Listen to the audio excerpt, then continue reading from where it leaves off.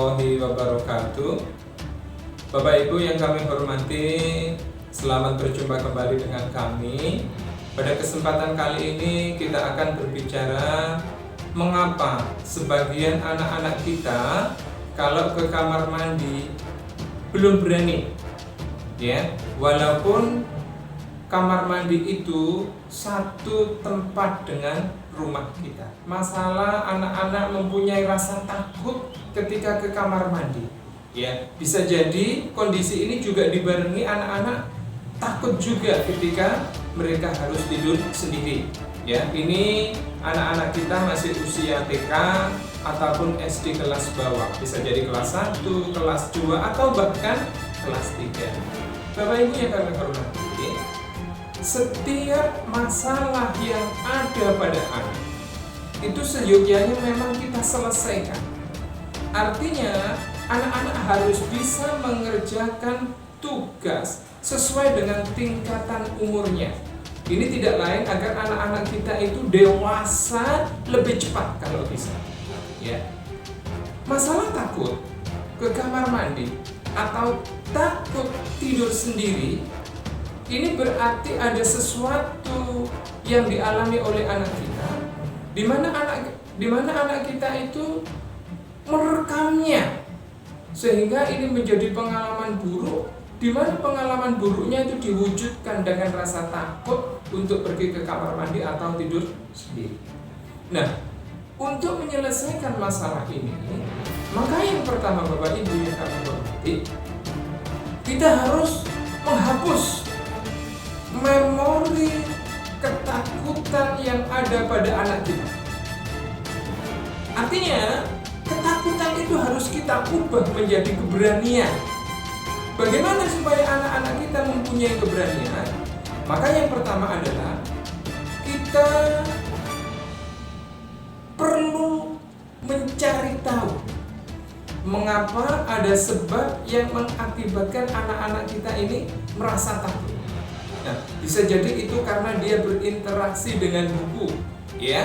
Bisa jadi itu dia berinteraksi dengan tontonan-tontonan yang menimbulkan efek negatif seperti itu, atau mendapatkan cerita, kabar dari teman-temannya atau lingkungannya.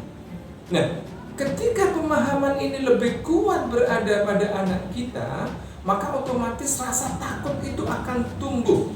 Maka untuk menghilangkan rasa takut dan diganti dengan rasa berani, kita perlu memahamkan kondisi yang sesungguhnya kepada anak kita. Bapak Ibu yang kami hormati, untuk memahamkan ini memang tidak serta-merta anak-anak menerima. Bisa jadi paham, bisa jadi mengerti, namun untuk mewujudkan agar anak-anak itu berani sendiri ke kamar mandi atau berani sendiri untuk tidur sendirian tanpa harus kita temani, masih butuh waktu, ya. Karena itu Bapak Ibu yang kami hormati, tahap berikutnya setelah anak-anak kita ini paham, kemudian mengerti tentang apa itu berani dan apa itu rasa takut ke kamar mandi ataupun tidur sendiri, maka berikutnya adalah kita mencoba mempraktekkan, ya. Ketika anak-anak kita ke kamar mandi, bisa jadi masih minta bantuan kita untuk menunggu. Bisa jadi ketika mau tidur, kita diminta untuk menemani. Nah, selesai dari kamar mandi atau bangun tidur, maka kita perlu menarasikan, kita perlu menjelaskan untuk menghapus memori takut yang ada pada pemikiran anak kita. Kita terangkan bahwa sebenarnya takut yang kamu pegang teguh itu, takut yang kamu rasakan itu sebenarnya tidak ada apa-apa.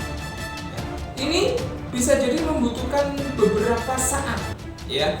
Setelah anak-anak praktek ke kamar mandi, kita menjelaskan, kita menarasikan bahwa tidak ada apa-apa. Nah, langkah berikutnya Bapak Ibu, setelah kita menjelaskan bahwa di kamar mandi itu tidak ada apa-apa, maka ketika anak ke kamar mandi, kita agak menjaga jarak. Kalau di awal setelah pemahaman kita masih menunggu di sekitar kamar mandi, kemudian kita menjelaskan, menarasikan, maka sekarang langkah berikutnya itu kita berada di jarak yang agak jauh.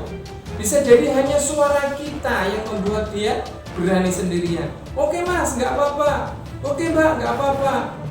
Mama ada di sini, ayah ada di sini. Silakan, nggak apa-apa. Ayah tunggu, ibu tunggu dari sini. Artinya apa Bapak Ibu yang kami hormati?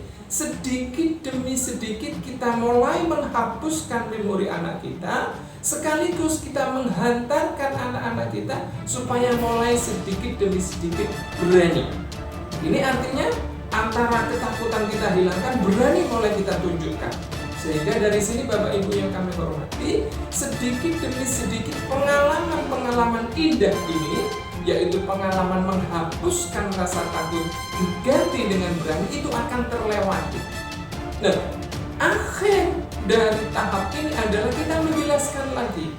Setelah anak-anak kita selesai dari kamar mandi atau selesai dari bangun tidur, kita menjelaskan, loh gak ada apa-apa. Apa yang kamu takutkan? Gak ada. Nah, dari sini Bapak Ibu yang kami hormati, kami berharap bahwa memori takut, baik itu ke kamar mandi maupun tidur sendiri, akan terhapuskan hingga anak-anak kita berani ke kamar mandi sendiri, berani tidur sendiri. Ini Bapak Ibu yang kami hormati, perlu kita sampaikan kepada anak-anak kita agar anak-anak itu mempunyai pengalaman berharga dalam melawan ketakutannya untuk mengganti keberanian. Ini tidak lain agar anak-anak kita nanti ketika besar itu mempunyai kreativitas. Melakukan sesuatu yang baru itu butuh energi. Melakukan sesuatu yang baru itu butuh tenaga, butuh keberanian, sekaligus butuh daya dorong yang tinggi. Dan itu artinya menghilangkan rasa takut. Nah, ketika rasa takut masih kecil ini sudah kita ajarkan, anak-anak mengalami dengan baik, maka kita semuanya berharap anak-anak satu saat berani melawan rasa takutnya, berani melawan rasa diri, berani melawan rasa takutnya, kemudian menonjolkan rasa keberaniannya dengan hitungan yang tepat. Artinya apa Bapak Ibu yang kami hormati?